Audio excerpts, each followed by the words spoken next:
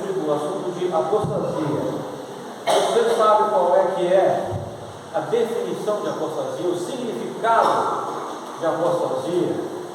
Será que um apóstata somente é aquele que deixa os caminhos do Senhor, aquele que abandona o Senhor? Ou será que um crente pode apostatar, ou ele pode estar agindo como um apóstata? Então eu quero trazer uma definição de apostasia hoje. E eu vou ler aqui a princípio 3 textos. Jeremias 8,5 é o primeiro texto. Vou ler esses textos aqui na King James atualizada.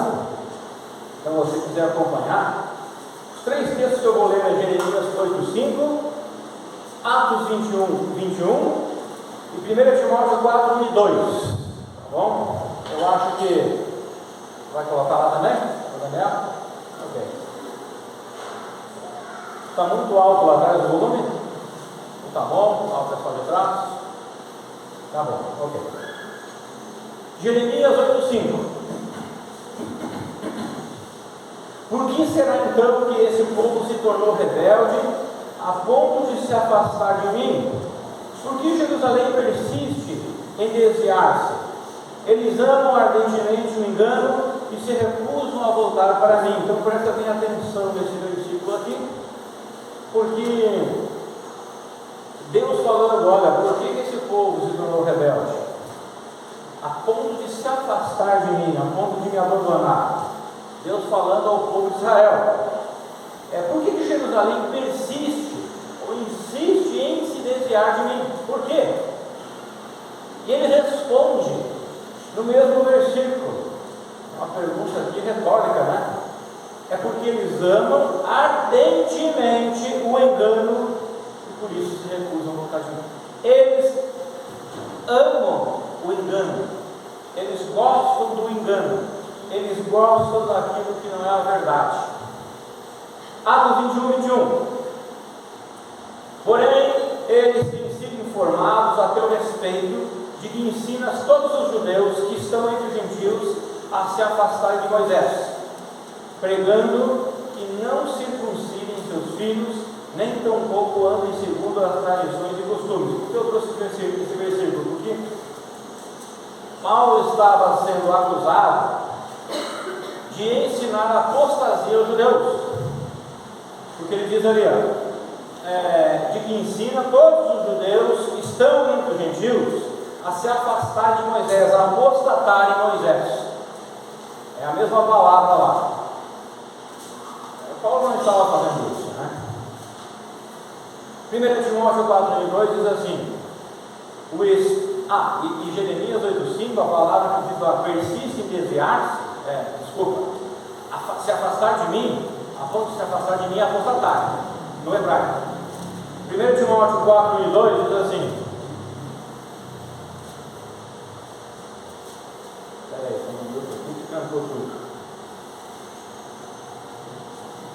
o Espírito Santo afirma expressamente, baixa um pouquinho do luz nessa hora, que nos últimos tempos alguns se desviarão da fé, aqui apostatar, e darão ouvidos a espíritos enganadores e a doutrina de demônios, sob a influência da hipocrisia de pessoas mentirosas que têm a consciência cauterizada.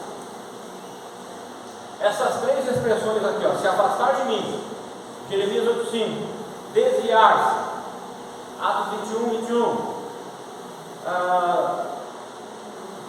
desviar-se também, Jeremias 8,5, né? Mas essas 3 expressões que nós encontramos nos 3 versículos, se afastar de mim, desviar-se e se afastarem, se referem à palavra apostasia na língua portuguesa, que pelo dicio.com significa o seguinte: abandono público de uma religião ou renúncia da fé, ação de renegar uma religião ou a própria fé, deserção, renúncia. Na língua grega, a palavra é a mesma que na língua portuguesa, apostasia. Na língua hebraica, é shovervá. Na língua grega tem os seguintes significados: afastamento, rebelião, deixar, retirar, abandonar, revoltar, enganar, obscurecer, variação, mudança, cair, apartar, rejeitar, armadilha. E os significados lá no hebraico são os seguintes: retornar, voltar, afastar-se de Deus, virar as costas para Deus, se arrepender de seguir a fé em Deus, desencaminhar, permitir-se voltar, voltar ao caminho anterior, ser devolvido, se virar, demonstrar afastamento, virar-se contra, extraviar, perverter, rebelar, quebrar, prostituição espiritual. A palavra apostasia geralmente não tem um significado positivo. Quando você ouve essa palavra apostasia, na sua mente não vem aquele significado positivo, algo bom. Não, é algo ruim, é algo que a gente sempre pensa em afastar de Deus, das coisas boas. Quase sempre é negativo. Esse significado geralmente remete à infidelidade, apostasia, infiel, falta de comprometimento, ao afastamento da fé. Mas dentro destes significados que nós vimos aqui, português, no hebraico, no grego, nós poderíamos dar à palavra apostasia um tom positivo, ou seja, dando o significado contrário. Ou seja, o afastamento, mas do mundo, o se virar contra o mundo, o rejeitar os prazeres pecaminosos, o mudar de direção para Deus. Interessante.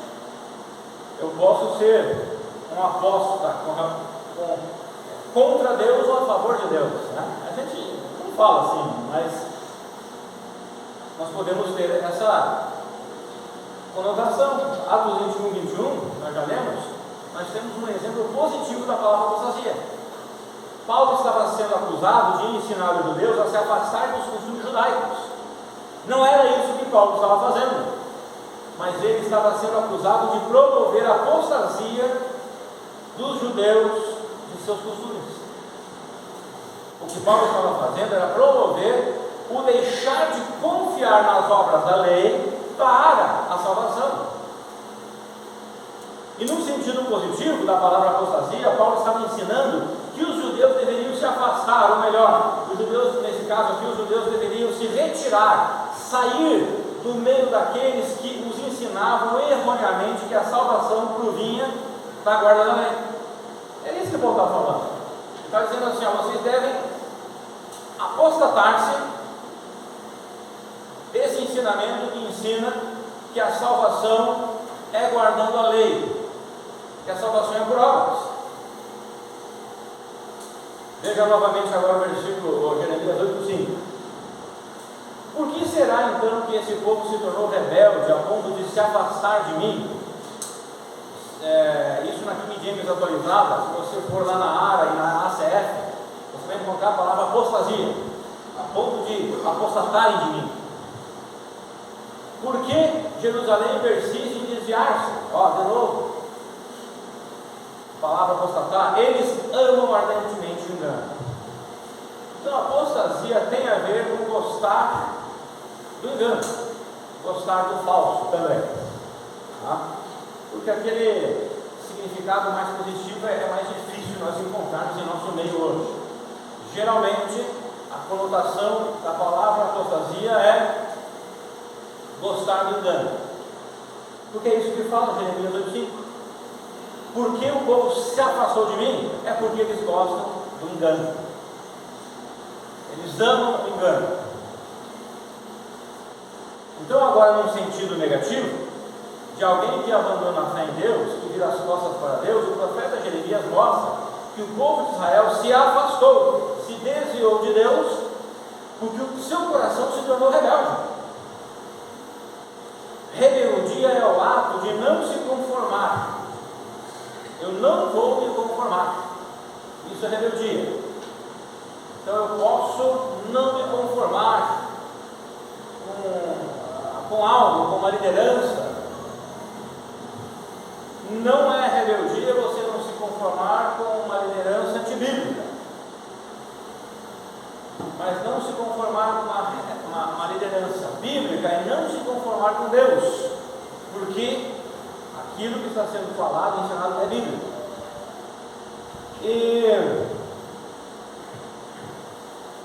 E o profeta Jeremias mostra então que o povo de Israel se afastou, se desviou de Deus porque o seu coração tornou-se rebelde, né?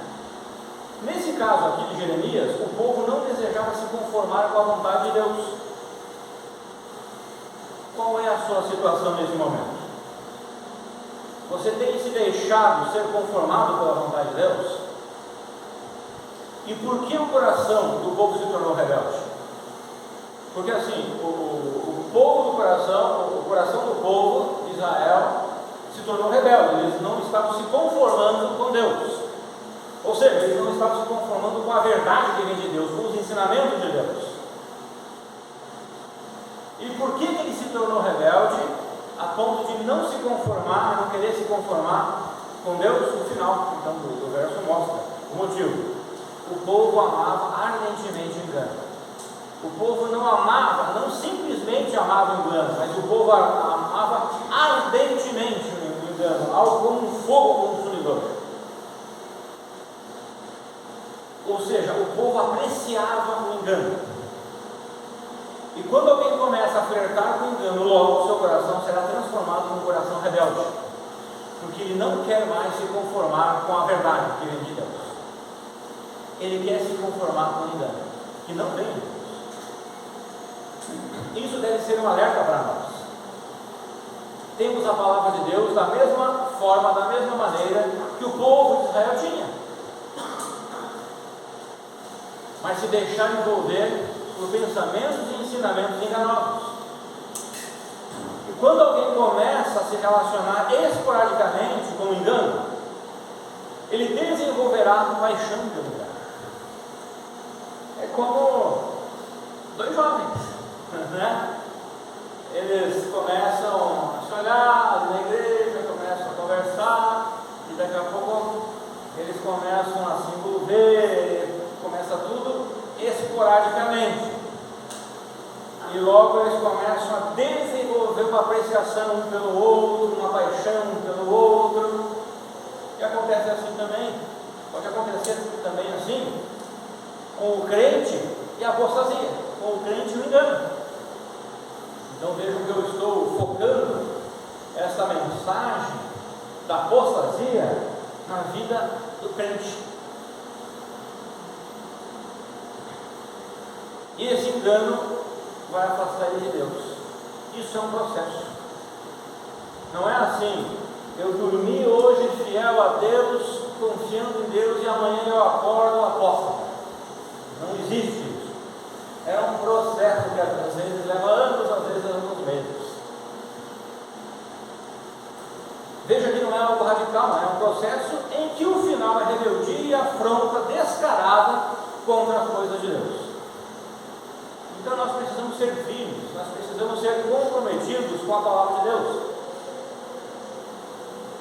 Caso contrário, começaremos a colocar outras coisas dentro de nossos corações. Começamos a pensar que Deus não é tão bom assim comigo. Começamos a achar sentido em outros ensinamentos, começamos a sentir que a realidade não é o que a Bíblia ensina. Então, quando começamos a amar o engano, nós começamos a valorizar mais nossos padrões e nossas preferências do que as de Deus expostas em sua palavra. E a palavra de Deus, ela contém muita coisa. Tem muita coisa objetiva, tem algumas coisas subjetivas, tem outras coisas que ela deixa na sombra. E como Paulo falava, ele como pastor e missionário, ele dizia nessas coisas que a Bíblia não deixa bem claro, ele dizia, olha, eu penso, não sei se vocês vão lembrar, eu penso que tem o Espírito Santo de Deus, ou seja, Deus colocou eu como guia guia da igreja, para guiar a igreja, né? Porque senão, cada um na igreja ia fazer o que queria, né? Interpretar o que queria a Bíblia, colocar suas preferências, colocar o seu desejo. E não é assim. Deus coloca um guia principal em cada igreja local, né? Que hoje é o pastor, né? Da igreja. Então, quando nós começamos a valorizar mais as nossas coisas, nós começamos a diminuir na balança a palavra de Deus, as coisas de Deus, aquilo que Deus ensina e pesa mais as nossas coisas, nós começamos a nos rebelar com a palavra de Deus, porque não desejamos nos conformar com os seus ensinamentos. Um exemplo disso é a igreja virtual. Já ouviram falar da igreja virtual? A igreja virtual é um exemplo disso. Mas, irmãos, não existe céu e inferno virtuais. Não tem um céu virtual. Não existe um inferno virtual. Não existiu cruz virtual. A cruz de Cristo foi verdadeira. Cristo sofreu de verdade naquela cruz. Foi real. Não foi virtual o que Cristo sofreu lá. O sofrimento de Cristo não foi virtual. Foi verdadeiro. Então nós precisamos ser homens de palavras, homens que honrem seus compromissos, que honrem suas palavras.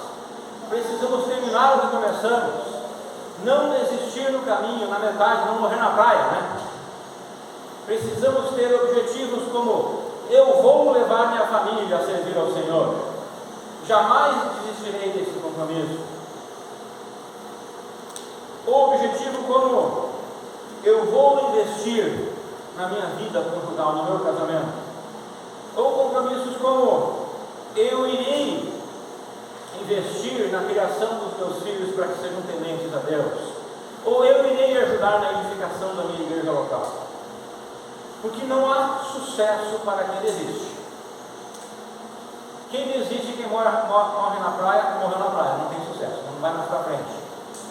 Mas há vitória e recompensas para quem persiste até o final ao lado de Deus, lutando, como conversei esses tempos com o pastor Alex, com a espada numa mão e a enxada na outra, trabalhando e lutando, se defendendo. 1 Timóteo 4, 1 e 2 diz assim, novamente: o Espírito Santo afirma expressamente que nos últimos tempos alguns se desviarão da fé e darão ouvidos a espíritos enganadores e a doutrina de demônios, sobre a influência da hipocrisia de pessoas mentirosas que têm a consciência cauterizada. Lembra no domingo passado à noite a mensagem sobre a atividade demoníaca dentro da igreja local? Se você não ouviu, vá lá no YouTube da igreja e você pode ouvir aquela mensagem muito interessante. É a primeira vez que eu prego sobre aquele assunto e achei muita coisa no Novo Testamento, porque os demônios não podem possuir um crente, porque ele tem o Espírito Santo, é selado pelo Espírito Santo, mas ele pode usar a minha vida ou a sua vida para os objetivos de Satanás. Qual é o principal objetivo de Satanás? É frustrar a obra de Deus neste mundo. Então, os últimos tempos desse versículo se refere ao intervalo entre a primeira e a segunda vinda de Cristo. Cristo veio, nasceu de Maria, e depois, aos 33 anos, ele morreu na cruz. Nada virtual, tudo foi real, né? E esse intervalo de tempo que ele está falando aí nos últimos tempos, é desse tempo aí até a segunda vinda, no final dos 7 anos da tribulação, para iniciar o seu reino milenário. Esse é o nosso tempo. E mais uma vez, alguns que creem em Deus se desviarão devido a prestarem atenção em mentiras, é o que o texto está falando, né? Alguns se desviarão da fé, dando ouvidos a espíritos enganadores e a doutrina de demônios. Olha, se alguns se desviarão, ele está falando de quem? De crentes. Ele não está falando de incrédulo, ele está falando que vai se desviar da fé. Então ele está falando que alguns crentes se desviarão da fé. uma vez crente para sempre. Tranquilo, não estou falando de perda da salvação. A salvação não se perde. Deus não ensina isso na Bíblia, é uma doutrina demoníaca. Não se perde salvação. Salvação uma vez para sempre. Mas um crente, ele pode se desviar da fé, porque ele vai dar ouvido a espíritos enganadores e a doutrina de demônios. E olha que interessante, isso aqui tem a ver com a mensagem de semana passada. Eu nem me lembrei desse versículo aqui, ó. E como que um crente ele dá ouvido às vozes demoníacas? Versículo 2: sob a influência da hipocrisia de pessoas mentirosas que têm a consciência cauterizada. Então, o demônio vai usar algumas pessoas mentirosas que têm a consciência cauterizada para enganar esses crentes.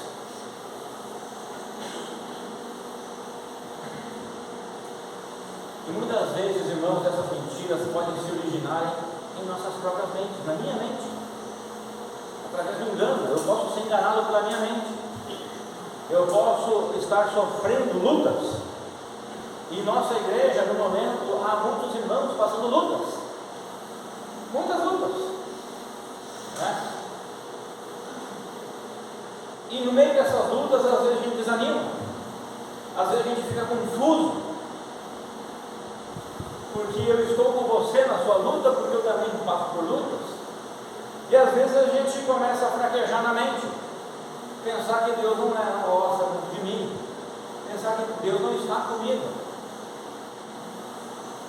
pensar que eu tenho algum problema, eu não sou salvo. Quer ver um texto interessante? Vá lá para Isaías 40.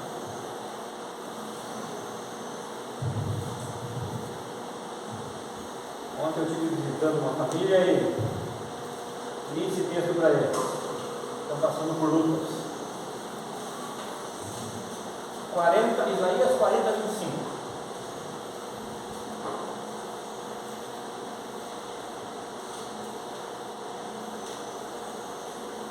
Deus falando para o povo de Israel: com quem vocês vão me comparar? Quem se assemelha a mim? Deus está dizendo: vocês vão me comparar com alguém? Olha como ele continua. Pergunta ao santo, né? Pergunta a Deus: ergam os olhos e olhem para as alturas. Quem criou tudo isso? Aquele que põe em marcha a cabeceira do seu exército celestial, e a todas chama pelo nome. Tão grande é o seu poder e tão imensa a sua força, que nenhuma delas deixa de comparecer. Então ele está falando assim, ó: povo de Israel, a quem vocês podem me comparar? A ninguém, eu sou o único. Olha para cima, está vendo tudo isso? Quem criou? Fui eu. Não há ninguém que vocês podem comparar, fui eu que criei, ninguém mais criou isso. E ele continua, no versículo 27. Por que você está reclamando, ó Jacó? Jacó, ele está se referindo não a Jacó em si, a pessoa, mas ao povo, os descendentes, né, de Jacó. E por que você está se queixando, Israel? Eu estou lendo na NVI aqui, tá? E daí ele diz assim, no versículo 27, Deus pergunta: por que você está reclamando? Por que você está murmurando? Por que você está se queixando? E daí depois ele escreve aquilo que Israel estava pensando de Deus. Israel estava pensando assim, ó: é porque o Senhor não se interessa pela minha situação. O meu Deus não considera a minha causa. É uma pergunta. O Senhor Deus não se interessa? É como se eu fosse a Deus em oração e dissesse assim, ó: o Senhor não se interessa pela minha situação. Por que o Senhor não considera a minha causa? Eu estou sofrendo. Será que você não sabe, Deus? Nunca ouviu falar?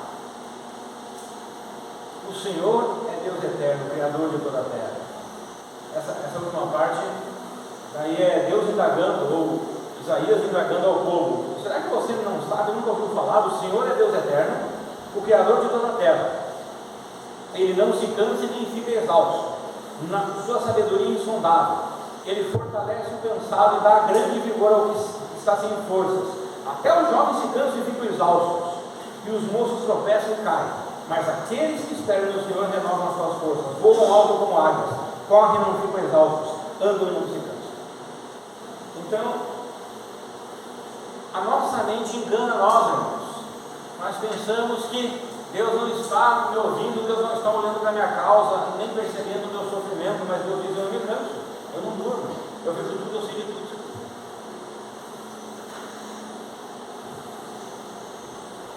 Então, muitas vezes, essas mentiras podem se originar em nossa própria mente. Precisamos tomar cuidado, porque a apostasia pode estar mais perto de nós do que imaginamos. Um crente pode se afastar de Deus e continuar vivendo como crente? Sim. Mas sempre, portanto, continuar confiando no Senhor para a sua vida. Eu aceitei a Cristo, recebi Cristo na minha vida, melhor falando, quando eu tinha 18 anos de idade. Hoje eu estou com 51, né?